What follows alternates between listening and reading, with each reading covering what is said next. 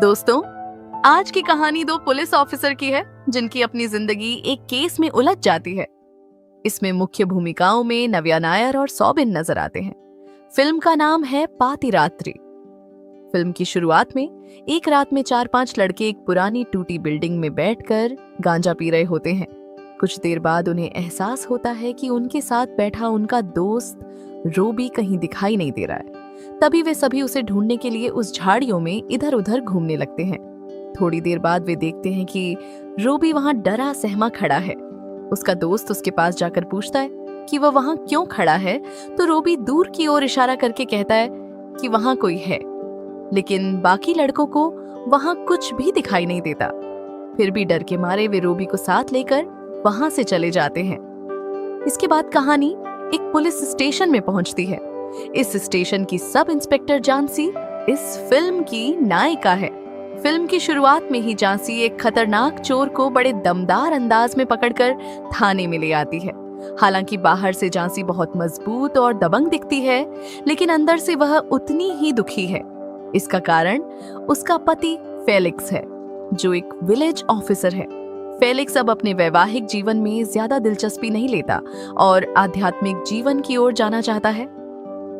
उसी police station में हरीश नाम का एक कांस्टेबल है, जो इस फिल्म का नायक है। हालांकि हरीश की नौकरी पुलिस स्टेशन में है, लेकिन वह अक्सर कोर्ट में दिखाई देता है। इसकी वजह है उसका तलाक का केस। हरीश को इस बात का बहुत दुख है कि उसकी पत्नी उसे उसके बच्चे से मिलने नहीं देती। पत्नी के छोड़कर चले जाने के बाद हरीश को लगभग सभी औरतों से नफरत हो गई है। एक दिन सीआई जोबिन जॉर्ज झांसी से कहते हैं कि आज रात उसे नाइट ड्यूटी करनी होगी। उस रात झांसी के साथ ड्राइवर के रूप में हरीश जाता है। रात में गश्त करते समय उन्हें एक सुनसान इलाके में एक कार खड़ी दिखाई देती है। वे दोनों गाड़ी रोककर कार के पास जाते हैं। तभी कार के अंदर बैठा व्यक्ति अचानक बाहर निकलकर भागने लगता है। झांसी उसे पकड़ने के लिए उसके पीछे दौड़ती है।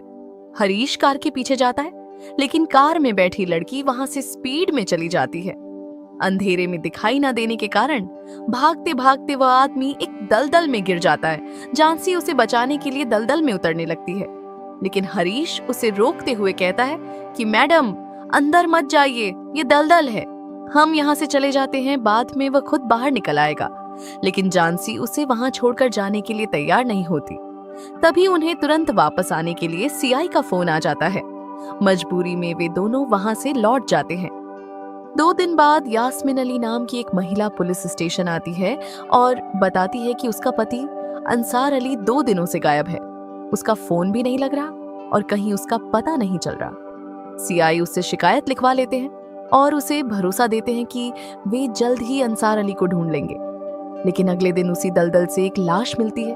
जब झांसी उस लाश को देखती है तो उसका शरीर कांपने लगता है। हरीश उसे समझाता है कि अगर वह इस तरह डरती रही तो सबको उन पर शक हो जाएगा। जांच में पता चलता है कि वह लाश अंसार अली की ही है, जो एक जर्नलिस्ट था। इस केस की जांच के लिए डीवाईएसपी सुरेश कुमार आते हैं।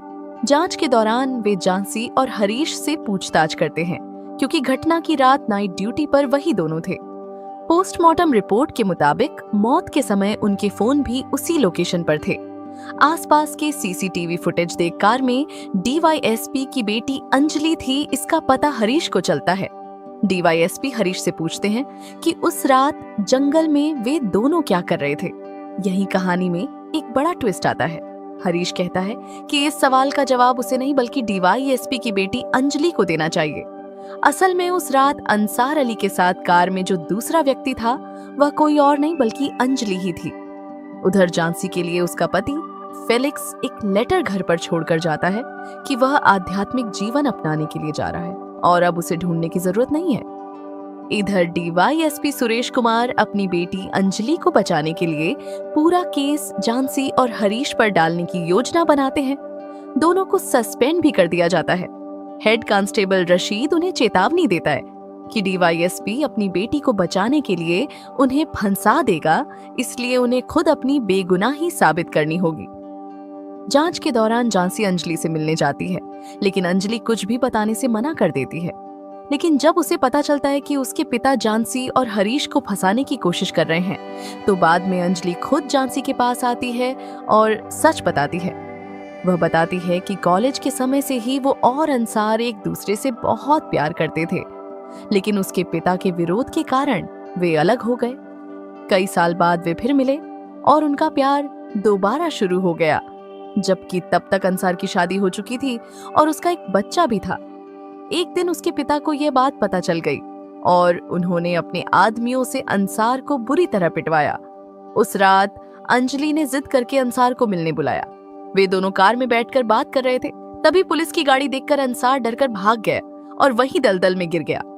जानसी, हरीश और अंजलि मिलकर एसपी के पास जाते हैं और बताते हैं कि डीवाईएसपी ने अंसार की हत्या की क्योंकि उसे अपनी बेटी का अंसार से रिश्ता नापसंद था। वे अपने साथ एक पुराने ड्राइवर सहदेवन को भी सामने लाते हैं। सहदेवन 2014 में सुरेश कुमार का ड्राइवर था। सुरेश कुमार ने एक निर्दोष दर्जी सजीवन और उसके परिवार को झूठे केस में फंसा दिया था और बाद में उसके घर में आग लगवा दी थी, जिसमें 4 लोग जलकर मर गए थे। ये सब सुनकर एसपी डीवाईएसपी सुरेश कुमार के खिलाफ केस दर्ज करते हैं और उनके गिरफ्तारी का आदेश देते हैं। अगले दिन खबरों में दिखाया जाता है कि जानसी और हरीश निर्दोष हैं और असली अपराधी डीवाईएसपी सुरेश कुमार है। उसे गिरफ्तार कर लिया जाता है। लेकिन कहानी में अभी एक और बड़ा ट्विस्ट बाकी था। फिल्म की शुरुआत में जो लड़के गांजा पी रहे थे, उनमें से रोबी अब एक रिहैब सेंटर में है। वह टीवी पर चल रही अंसार की खबर देखता है और अचानक डर जाता है और खुद को एक कमरे में बंद कर लेता है। रिहैब सेंटर की सिस्टर पुलिस को बुलाती है। जब जानसी रोबी से पूछती है कि उसने उस रात जंगल में किसे देखा था, तो पहले वह डीवाईएसपी और अंजलि दोनों की फोटो देखकर मना कर देता है। फिर जानसी उसे एक और फोटो दिखाती है।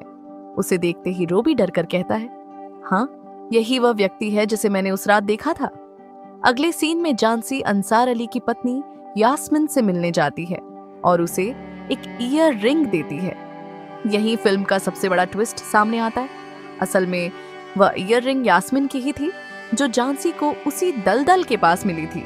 सच्चाई ये थी कि उस रात यास्मीन को उसके पति के अफेयर के बारे में पता चल जाता है और उनका झगड़ा होता है। अंसार यास्मीन और बच्चे को छोड़कर अपनी गर्लफ्रेंड अंजलि से मिलने जाता है। यास्मीन भी अपने पति का पीछा करते हुए वहां पहुंच जाती है। जब वो अंसार को किसी दूसरी औरत के साथ देखती है, तो गुस्से और दर्द में अंसार को दलदल में डुबाकर मार देती है। जानसी को यह सच पता चल जाता है, लेकिन वह इसे छिपा लेती है क्योंकि जानसी को लगता है कि यास्मीन ने जो किया वह गलत जरूर है, लेकिन वो यास्मीन को बचा लेती है क्योंकि उसका एक छोटा बच्चा भी है। और वैसे भी डीवाईएसपी सुरेश कुमार कई बड़े अपराधों का दोषी था और उसे सजा तो मिलनी ही थी। अंत में जानसी का ट्रांसफर हो जाता है और हरीश वापस अपनी नौकरी पर लौट आता है और इसी के साथ फिल्म खत्म हो जाती है। दोस्तों, उम्मीद है आपको ये कहानी पसंद आई होगी।